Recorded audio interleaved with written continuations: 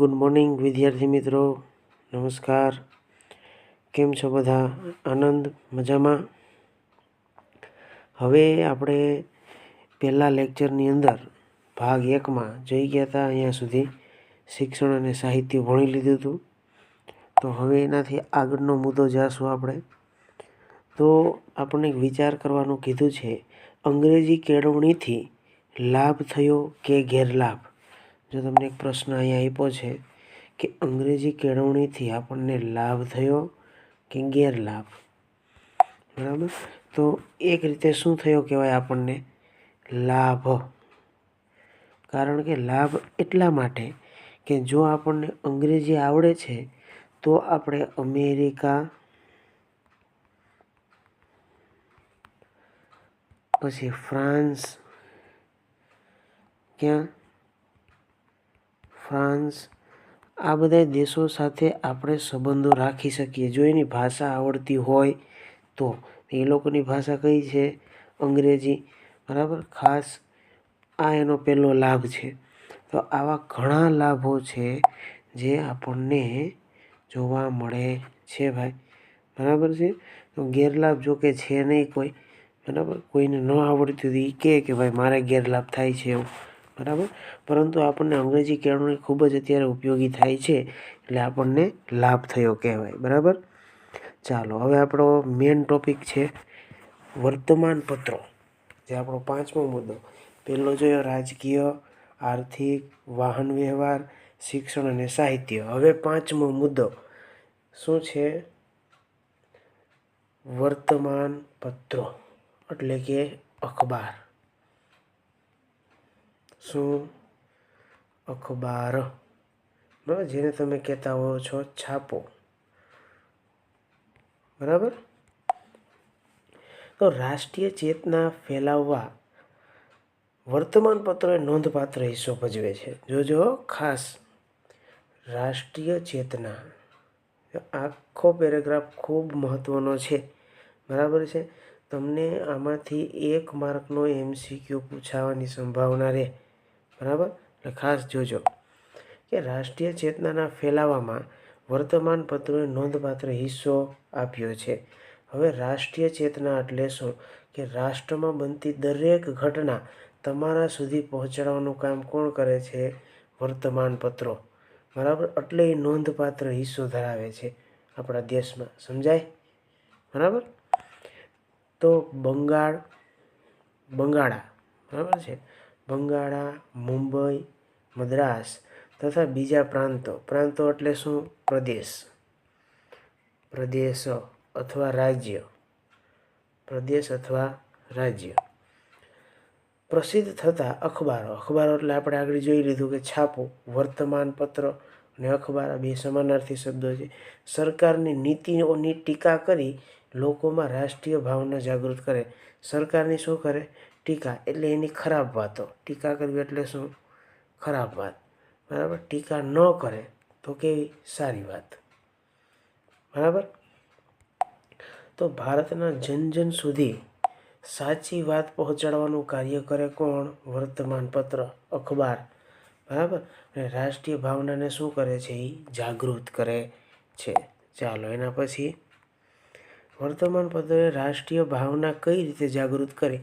તો આપણે આગળ જોઈ ગયા કે મેં તમને કીધું કે ભાઈ જેટલી બાબતો બને છે દેશની અંદર, તમને મહારાષ્ટ્રમાં જે ઘટના બની હોય એ તમને અહીંયા ગુજરાતમાં જોવા મળે છાપા દ્વારા, બરાબર?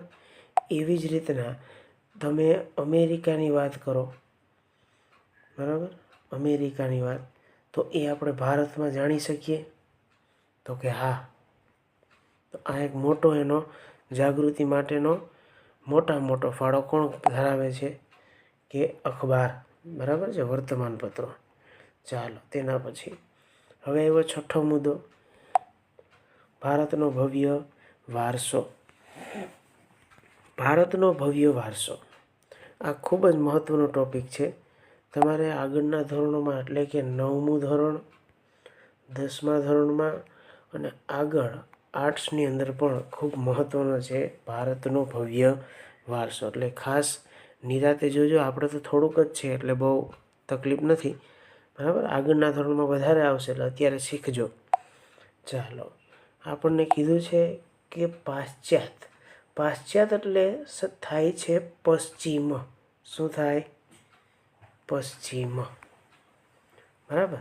પશ્ચિમ એટલે વિદેશી ટૂંકમાં, બરાબર છે. વિદેશમાં જે પશ્ચિમના દેશો છે ને, પશ્ચિમી એટલે કે પાશ્ચાત પુરાતત્વવિદ. પુરાતત્વવિદ એટલે જે ખોદકામ કરે ને, ખોદકામ, એવા વૈજ્ઞાનિકો શોધખોળ કરતા હોય. શું કરતા હોય? શોધખોળ કરતા હોય છે, બરાબર. શોધખોળ, બરાબર.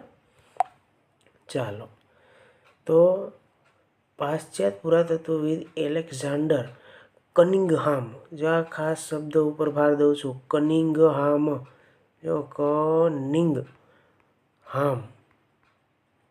બરાબર.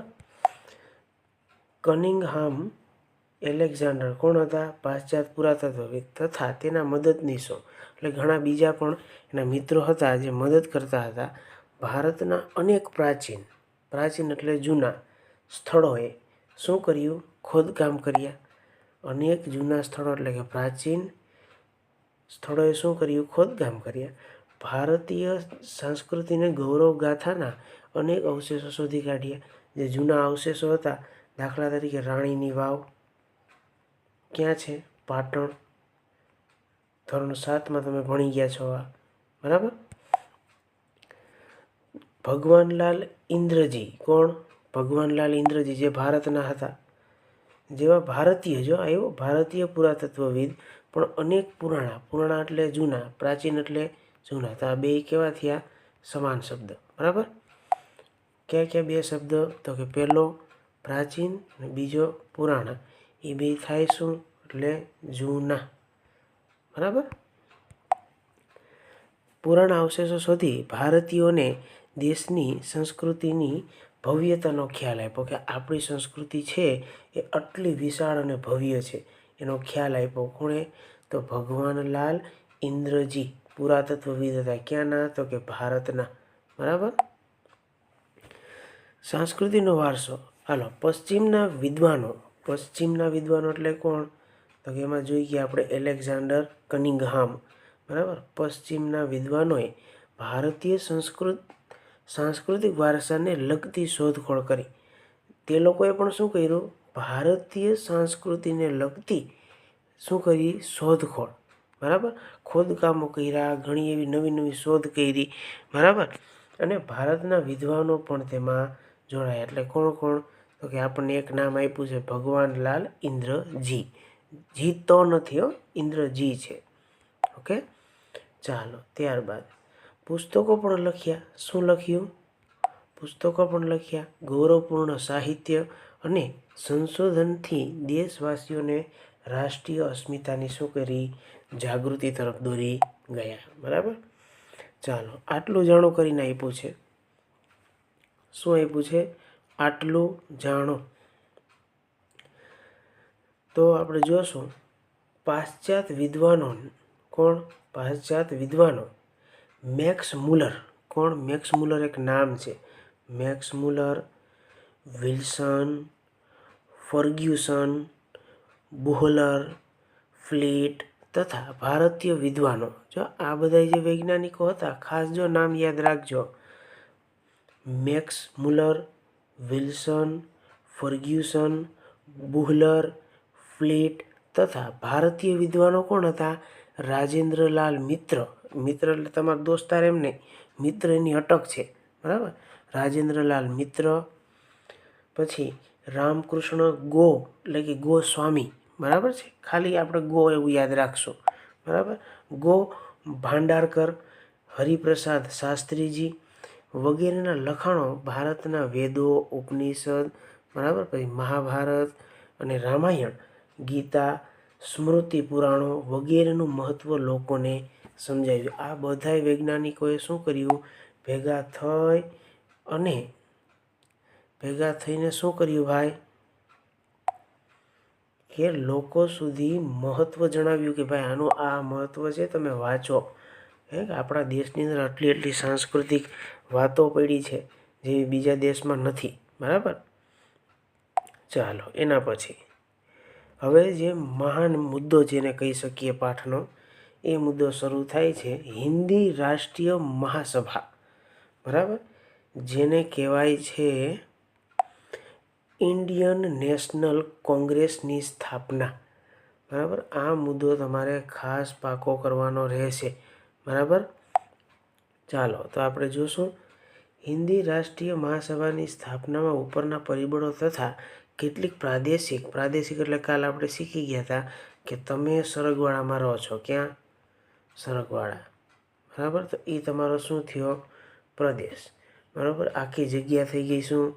પ્રાદેશિક, બરાબર. તો એને કહેવાય પ્રાદેશિક, બરાબર, પ્રાદેશિક. સંસ્થાઓનો પણ ફાળો હતો. પ્રાદેશિક સંસ્થાઓ એટલે તો કે ગામડામાં નાની નાની સંસ્થાઓ, એ બધાનો શું હતો? ફાળો. શેમાં? ઇન્ડિયન નેશનલ કોંગ્રેસની સ્થાપનામાં. આ સંસ્થાને રાષ્ટ્રીય મહાસભાની સ્થાપનામાં ભૂમિકા તૈયાર કરી હતી, બરાબર. ત્યારબાદ આટલું જાણવા જેવું છે, જોજો ખાસ. પહેલું કે હિન્દી રાષ્ટ્રીય મહાસભા અગાઉના પ્રાદેશિક સંગઠન, એટલે જો આપણને થોડા સંગઠનો આપ્યા છે જે તે પ્રદેશના, બરાબર. તો આપણે પહેલો પ્રદેશ આપ્યો છે કોલકાતા, એટલે કલકત્તા, બરાબર. અત્યારનું Kolkata. Bengal British Indian society, બરાબર. તો એ ક્યાં રચાણી હતી? તો કે કોલકાતામાં, બરાબર. ત્યારબાદ બીજું મદ્રાસ નેટિવ સભા. કઈ? મદ્રાસ નેટિવ સભા. તો એ હાલનું શું છે? ચેન્નઈ, બરાબર. ઇન્ડિયન એસોસિએશન, તો એ પણ ક્યાં હતું? કોલકાતામાં, ત્યારનું કલકત્તા.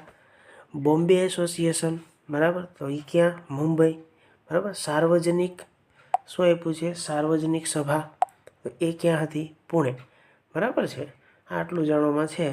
એવું લાગે તો તમે તમારી રફ બુક અથવા તો તમારા પાકી બુકમાં તમે લખી શકો. ચાલો ત્યારબાદ હવે એક વ્યક્તિનું આખું વ્યક્તિત્વ તમને આપેલ છે, એ ખાસ સમજવાનું છે ને ટૂંક નોંધમાં પૂછાઈ શકે 2 માર્કમાં, બરાબર. એટલે એને લખવાનું છે તમારે બુકમાં. ચાલો હું એ કાઉન્સ કરતો જઈશ, એ કાઉન્સમાં તમારે મુદ્દા બનાવી અને લખવાના છે, બરાબર. તો જોઈએ સર એલન ઓક્ટેવિયન હ્યુમ, બરાબર. એટલે એને ટૂંકમાં લખી શકાય AO હ્યુમ, બરાબર. નામના નિવૃત્ત અંગ્રેજ અધિકારી. કોણ હતા? નિવૃત્ત અંગ્રેજ અધિકારીએ ખાતરી થઈ ચૂકી હતી કે બ્રિટિશ સામ્રાજ્ય ઉપરથી દેખાય એટલું સલામત નથી.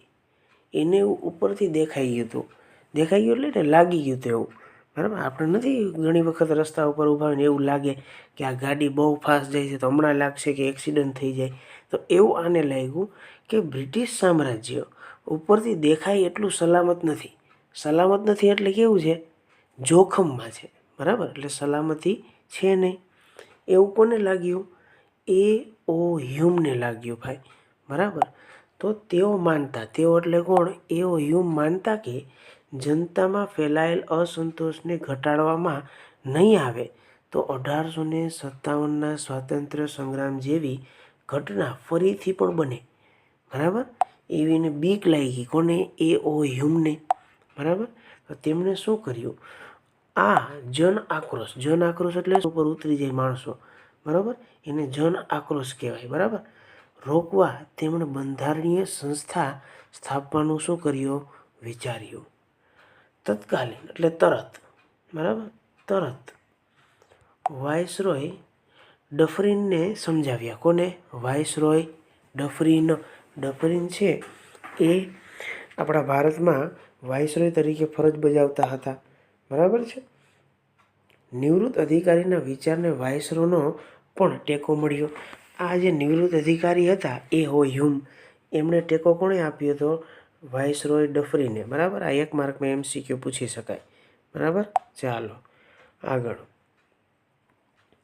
AO હ્યુમના પ્રયત્નથી ડિસેમ્બર, આ ખાસ ધ્યાન રાખજો તારીખ, ડિસેમ્બર 1885માં કોની સ્થાપના થઈ?